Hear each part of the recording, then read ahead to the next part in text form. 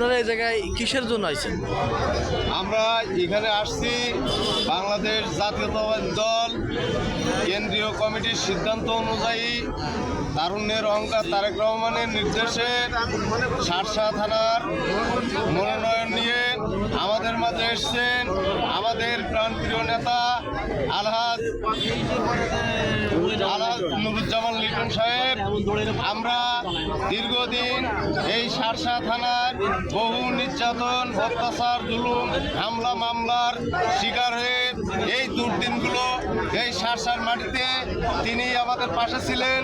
আজকে আমরা চাই এই শার্শা থানার সকল মতদ্বন্দ্ব ভুলে গিয়ে দলীয় প্রার্থীর পক্ষে সবাই একতাবদ্ধ হয়ে আগামী 12ই ফেব্রুয়ারি নির্বাচনে আমরা আমাদের দলীয় প্রার্থীকে কিভাবে বিজয়ী করব এই লক্ষ্যে সবাই একতাবদ্ধ হয়ে মাঠে ঘাটে সমস্ত জায়গায় কাজ করব এবং আমরা চাই যে আমাদের দলীয় প্রার্থীকে এই শার্শার মাটি থেকে বিপুল ভোটে জয়লাভ করে জাতীয় পার্লামেন্টে পাঠাবো।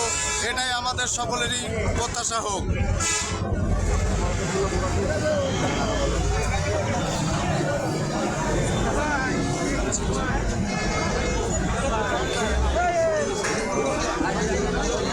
লাস্ট বলেন, লাস্ট কথা নেই, লাস্ট আর কিছু নেই।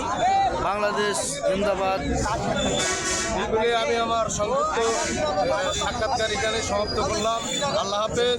বাংলাদেশ জিন্দাবাদ, বাংলাদেশ জিন্দাবাদ। শহীদ প্রেসিডেন্ট জিয়াউর রহমান অমরক, দেশনায়ক তারেক রহমান জিন্দাবাদ। আমি সকলের কাছে আকুল আবেদন, আমাদের সকলেরই একটাই স্লোগান হোক 12 তারিখে সারাদিন ধানের শীষের ভোট দিন।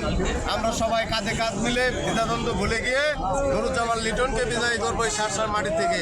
এই প্রত্যাশায় রেখেই আমার আলোচনা এখানে সমাপ্ত করলাম। ইনশাআল্লাহ।